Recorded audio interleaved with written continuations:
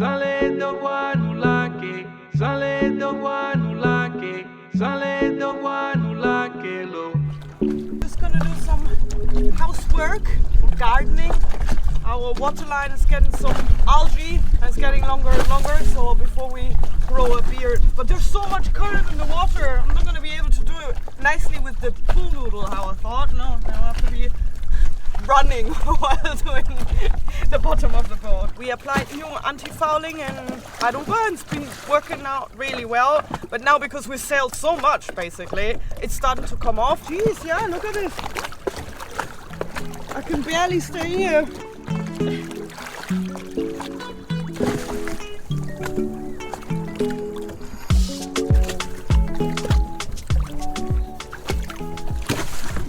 This is a really good workout. Yeah, I'm doing this. This is a non-scratchy sponge because I don't want to take the anti-fouling off. Actually, you can take it off almost just by rubbing it. So you have to be really careful, and it's really just for the line between the anti-fouling and the bootstrap, so the water line, which is getting green at the moment, and then it starts growing like algae here that slows us down. Guys, I'm gonna show you how much current is in here. I'm here just by the mid clip and I'm gonna let myself go. So Sarah's just behind me, just cleaning. Look at this. Coming off, but boy, I should have chosen a day where there's less current. Where are you going? I think Sarah's struggling. I saw her screaming. I mean, I just let myself go and I end up, I don't know if you see that boat over there, like in 2 minutes. And I could see Sarah just shouting, I can't do this. Gee. It picked up so much. Can you grab my latte? Yeah, Thank you. I got you. You ready to explore town? Yeah, man. Nice and refreshed. Okay, Sarah read everything about this place. Apparently there's a prison or something like that. How come you don't know anything just yet? Because I haven't read about it. Oh. But she read everything about it, so. You know, guys, whenever we go out and there is history and culture involved, I'm usually the one trying to figure I'm gonna it read out. about it, but. And then it's like, oh, did you know about this? Yes, read about it. Oh, did you know about that? Yes, read about it. Okay. You're too late. Let's get ready, man.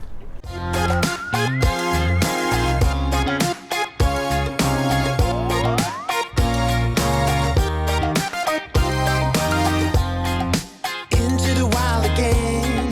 Tell me when does it end? Hide under the shadow of the morning. Into the break of dawn.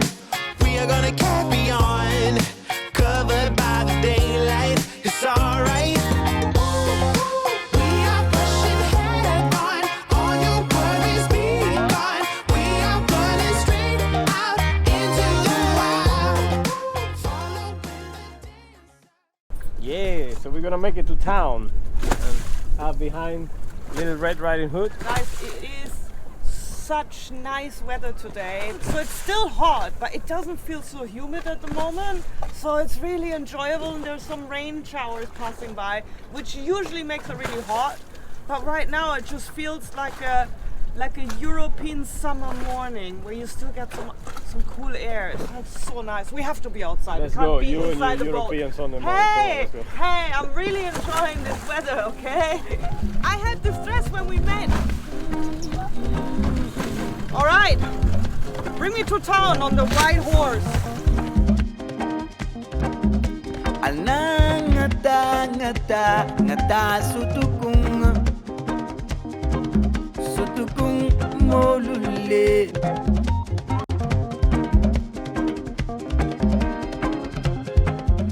Guys, what you see behind me is Mount Pelée, one of the most active volcanoes in the Caribbean. And 120 years ago, it erupted and killed an entire city. Sutukung molule, sutukung molule, sutukung molule, sutukung molule. Ekumbusora, idwa jabi baba wabite anangada ngada sutuku. Yeah, the dinghy should stay there because we got the stern anchor this way, but it's not a great stern anchor, so then they could have brought the fenders as well just in case it comes over here. Now it's gonna be here still when we come back. Guys, this is the Capitanerie. This is the place where you can check in. I think it's a replica because all the wooden buildings got destroyed in 1902, but it's still very pretty. It's still very nice how they did it. I think all the buildings here, they look like this type of construction, because I saw the pictures before and after, and they all end up destroyed, but they look like this color. I don't know if these are the original buildings, but I think so.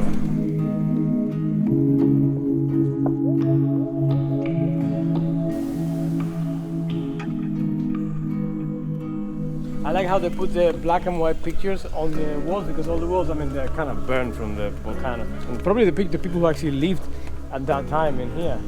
It's like proper artistic, man. So tell me about that man who apparently survived the eruption. What was his game? Well, I don't think he was a very nice man, because the night before the eruption he got thrown into prison in solitary confinement. So it's even, some sources say he may have killed a man. We don't know.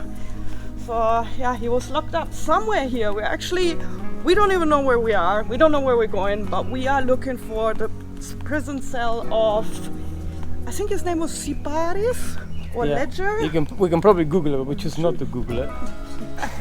So, we're trying to figure out where it is.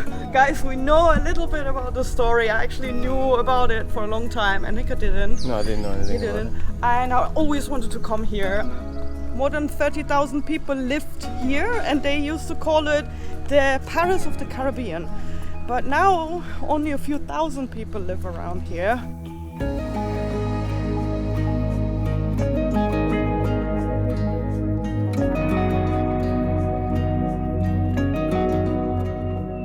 From what I read is that I think it was a weekend, but during the time that the volcano started spewing up and doing weird things, there was a big election here in Martinique, and the election took place in Saint-Pierre. So everybody came to Saint-Pierre at that time, and I think nobody really saw the danger coming. Actually, I think even people tried to draw the attention away from the volcano so people concentrate on the election. So basically this place was packed, and it erupted, I believe, very early in the morning, and nobody really saw it coming, and it just left this place in ruins. This volcano, instead of just blowing through the top like most of the volcanoes that I know, actually one of the side of a volcano just exploded completely, and then a flow of gases just went down the hill. Like at what speed? It's like, I don't know, like hundreds of kilometers per hour. Yeah, and thousands of degrees hot. So this place, the entire city got turned into ruins in, I think, less than 3 minutes. I know the name for that. What's that? It's called pyroclastic flow. Pyroclastic flow. There you are. So that's what it is. I'm volcanologist now. Toxic gases. Yeah, toxic gases, man. And he obliterated everything. In the pictures it shows, like, I don't know, it's like a tornado pass. Even the concrete, everything just completely like destroyed. Everything. Yeah. And you would think, and this is up until then, it never happened, nobody can survive this. I mean, thousands of degrees hot, gases, toxic gases. Except for that man. Except for one man, and he was in the middle of the city. It's a fact. fact. Do you know why he survived? He was made of jelly. We'll figure it out. No, he was not made of jelly. He actually got really badly burned. But he did survive as the only person.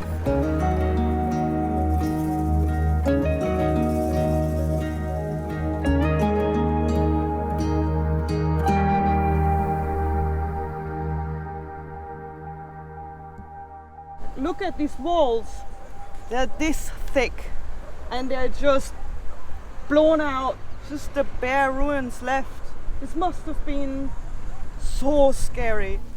This is the little museum that they erected to commemorate the event of 1902.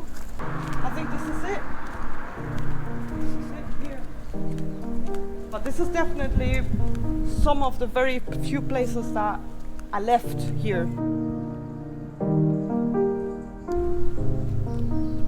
I really don't know what we're walking into, but this is supposed to be the place.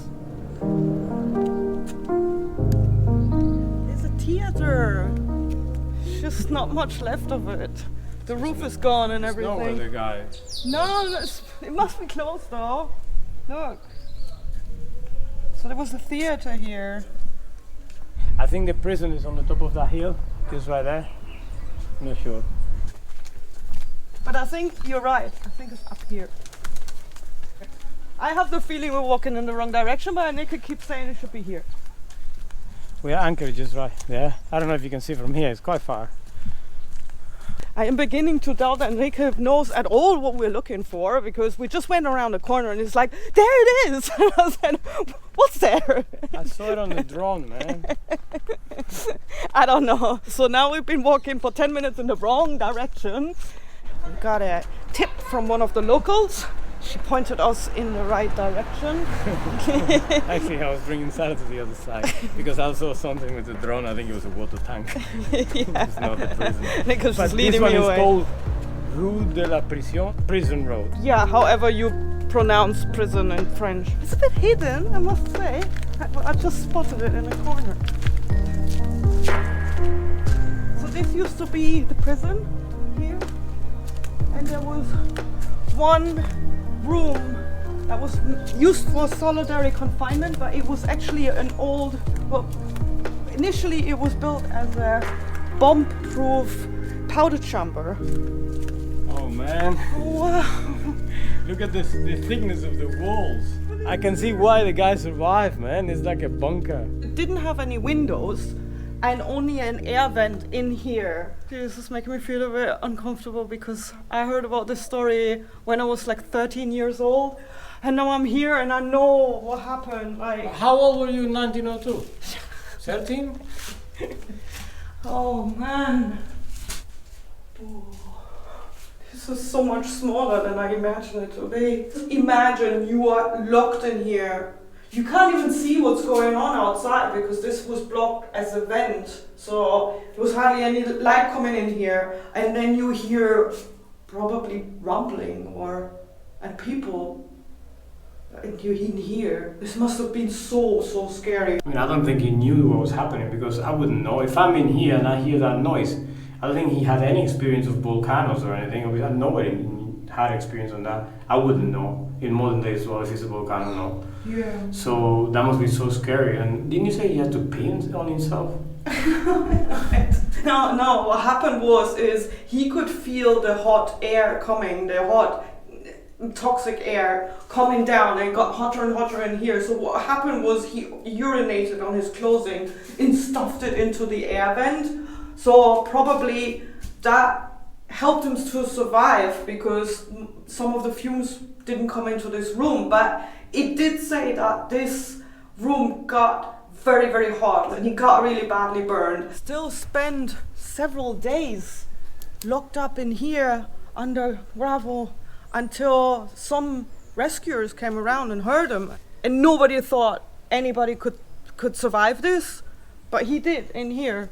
And he is actually the only survivor of the eruption in Saint-Pierre on 1902 who was inside the city. Everybody else, 30,000 people, gone. But there is like a little bit of a happy ending to this story, because he didn't just survive even though he got badly burned. He did get to travel the world with a circus, and he became a little bit of a celebrity, like the guy who survived Doomsday. So this is actually a quite incredible story. So after Sarah told me the story, I found it a bit ironic, no? Because imagine the guy got put in prison because he killed somebody or he got into a fight with somebody. And then when the eruption happened, he was the only one to survive. So how do you understand that?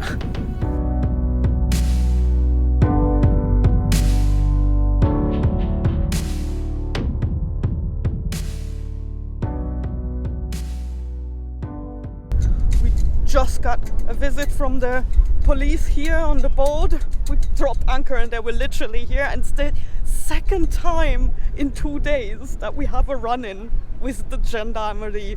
We just arrived yesterday and we went past the marina, and I think Enrique was speeding a little bit. He was a bit excited with his new dinghy, and just as we stepped on land, a gentleman approached us. Now, I'm glad Enrique stopped because I thought he's coming out from a restaurant trying to tell us something, but Enrique recognized he's from the gendarmerie. He saw the badge and he was telling us, no, listen, I saw you going pretty fast past the marina and the speed limit is actually 2 knots here. So, and then I think 200 meters off the shore it's 3 knots, so you have to be really careful. He let us off, but yeah, that wasn't a really good first impression when we arrived. And then just now they came around again and asked for our paperwork, and I got really nervous, like, what have we done now?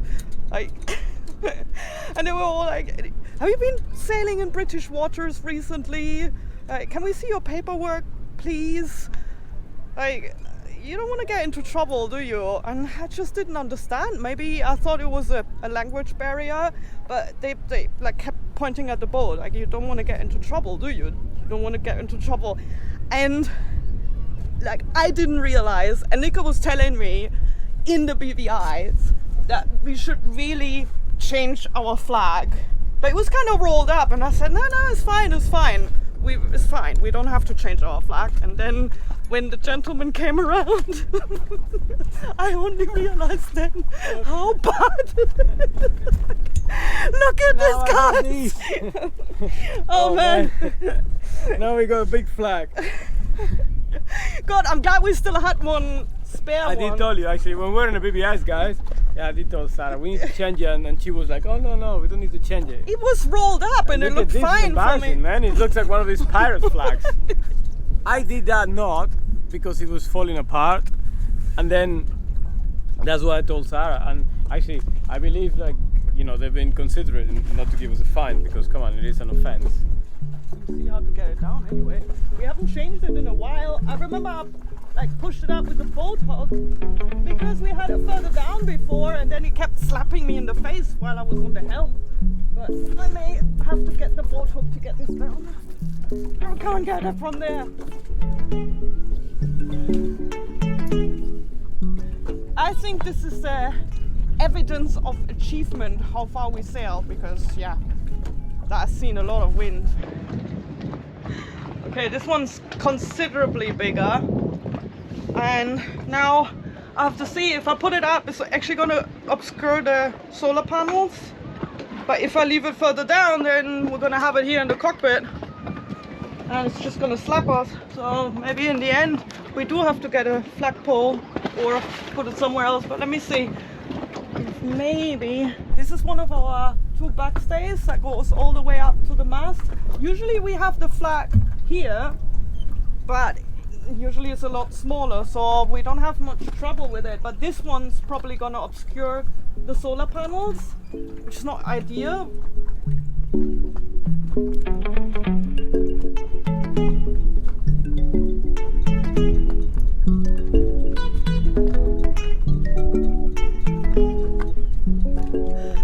I've done an overkill. This is never gonna come up anymore. The flag will definitely break before this breaks.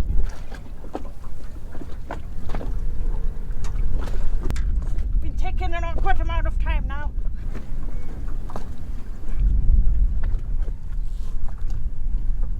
Okay, I gave up. I can't anymore. And Nick is helping now. Thank you very much for your help. Yeah. I'm full. Looks good, no? Looks good. Well, presentable. Let the police go.